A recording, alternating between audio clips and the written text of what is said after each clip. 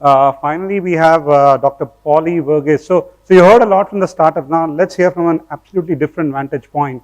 So Dr. Father Polly Verghese, he's the Executive Director at Caritas India. He's a member of Country Coordination Mechanism of Global Fund under the Ministry of Health and Family Welfare. He's a member of Health Task Force. He's a president of Catholic Hospital in Kerala. And actually, he's a strategic specialist in social sector planning. And he genuinely believes that housing is an engine for sustainable development. So without further ado, Dr. Father Polly Verghese, let me just try and bring up your presentation. And I think it should be, yeah, that's it. All right. Namaste everyone. Thank you, Jose, for this wonderful opportunity. I'm the last presenter and I am from a different sector, not from the technology sector, but I am the NGO sector. Thank you for this opportunity. Congratulations to all my previous panelists. Wonderful initiative, very exciting presentations. My story is something very different. I am not a founder. I am a collaborator and a sustainer. You may be wondering why a Catholic priest is sharing the stage today. As Ian was telling me, maybe I'll see that every church has a charger. Because you see hundreds and thousands of people commute, or rather come to the churches and the temples and mosques for prayer. So which means there is a wonderful scope for a collaboration and work towards the sustainability plans.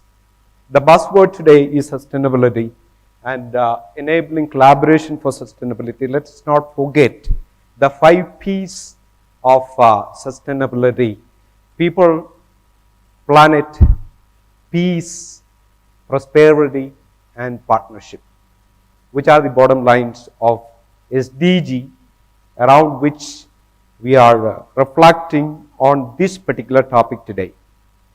Maybe I'll start with the 2 very important pertinent questions that were raised before the pre-lunch session today. And the first question was, how do we measure sustainability in terms of social and economic indicators? And the second question was, how do we address vulnerability? Of obviously very important questions. Maybe much of our conversations rather, on technical sustainability and corporate sustainability is around rather business focused. But my proposition would be rather, it has to be also centered around common people. It has to be people focused. So much so, science, society and sustainability should be the pathway. Science, society and sustainability. So maybe it's from that perspective I am trying to share my story that the corporate sustainability has to be also equally wedded with corporate social responsibility. So my story, housing an engine for sustainable development, I would believe that housing one of the basic requirements of human survival, and housing for us, at least Indians I know, having worked in this sector for the last 30 years, it's an emotion. And it provides for the socio-economic security of the people a veritable tool for fighting poverty, achieving the economic prosperity, health and well-being, water and sanitation, overall quality of life on a sustainable path. I would like to introduce to you Caritas. Caritas India is the Indian chapter of the International Confederation of Caritas International, working in 164 countries. We work on different verticals with community sustainable solutions. And disaster mitigation and climate adaptation is one of the very important verticals that Caritas India is working with. The Asian Development Bank reports on the impacts of natural disasters on households and small businesses. Last 65 years, 1965 to 2020, not a single year which has not impacted the country with significant loss on lives and property. The floods have killed almost 1,09,412 lives. 258 million hectares of crop was damaged. 8,11,81,187 houses were razed. The total economic loss due to crop, houses and other property damage came to almost 470 trillion ANR. Therefore, resilient habitats, business and livelihood solutions are the key. When we look at the SDGs and Human Development Index, several studies on sustainable rural housing have indicated that the consumption has increased quality-wise when there are sustainable houses and habitats. The primary education of the children have improved considerably, and it has contributed to health improvement of the communities. The income and savings have enhanced, and it has resulted in poverty reduction. And the demand is for new technology options and also new energy options on non-conventional energy front. Friends, the solution that we are providing with the community is largely working pan-Indian. We have 200 partners working in the country, and we are there with every emergency, first to reach the community and the last to leave.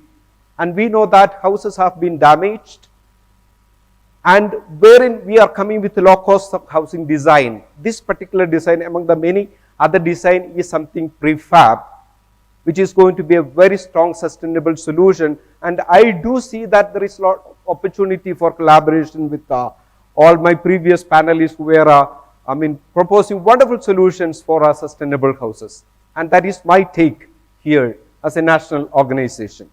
And these are some of the houses, model houses that we have already constructed in Kerala in the recent Kerala floods in 2018, which is well received by the communities. The advantage being it's a elevated platform under which they can go for different livelihood options as well during the lenient time.